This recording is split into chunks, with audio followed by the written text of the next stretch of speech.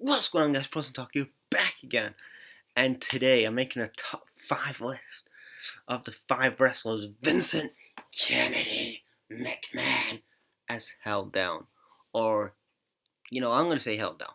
So at number 5, we have, that is right, you're going to see the picture on the screen, and that is Shelton Benjamin, the gold standard. And back on the Russo Aggression era, he was one of my favorite wrestlers. I remember when he faced God.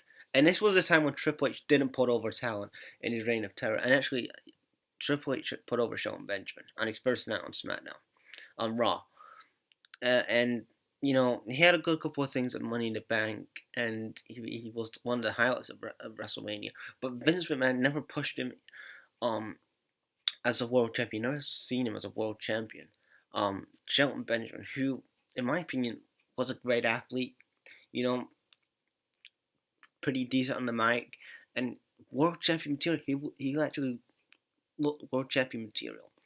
And Vince was like, God damn it, you're not world champion. And then they put him on ECW, WWE's version of ECW, and even on that show, he was playing second fiddle to Christian.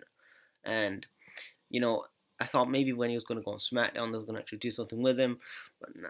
And then he got released and then came back. So at number 5, Shelton Benjamin was at number 5 for Shelton Benjamin. At number 4, I'm going for John Morrison, the guy that has recently come back to WWE. And especially in the 2010, 2011, they should have really given the WWE Championship to John Morrison.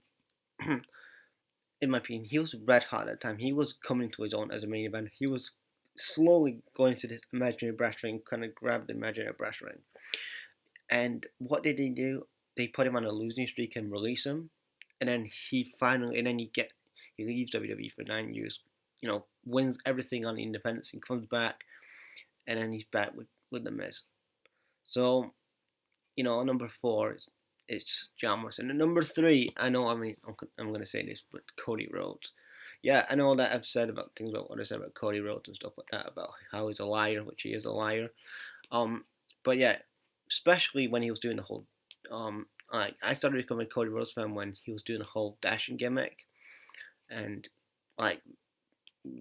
when he was doing the whole dashing thing, because before that, he was just basically bland, and okay, he did it. He was kind of just a lackey in Legacy, and then when he finally broke away from Randy Orton, I thought maybe he was going to finally pull the trigger on Cody and finally get him a main event. And then, obviously he had that thing, especially the thing with the whole Max thing when he got a broken nose, and then he had that feud with Rey Mysterio at WrestleMania when Rey Mysterio put him over clean at WrestleMania on 27, and they didn't go any further than that. Okay, he had a nice title run, which was great, but they didn't go any further than that.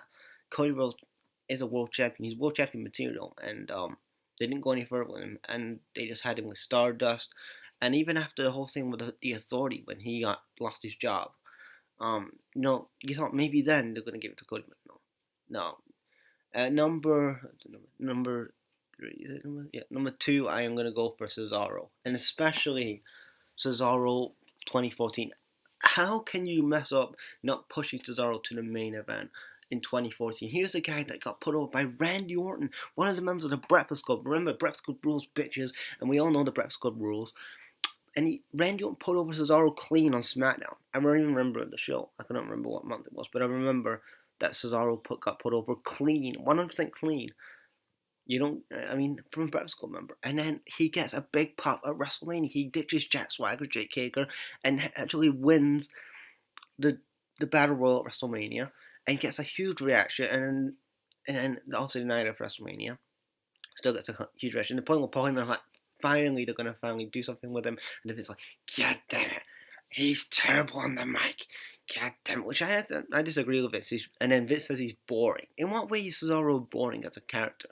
He can get over. He's a good personality. Actually, if you actually give him time on the mic, maybe Vince, you would actually know that, instead of actually saying he's boring. I don't get him. God damn it.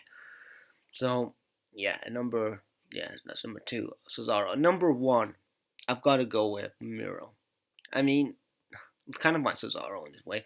Miro was the most over babyface on SmackDown Live last year or the year before.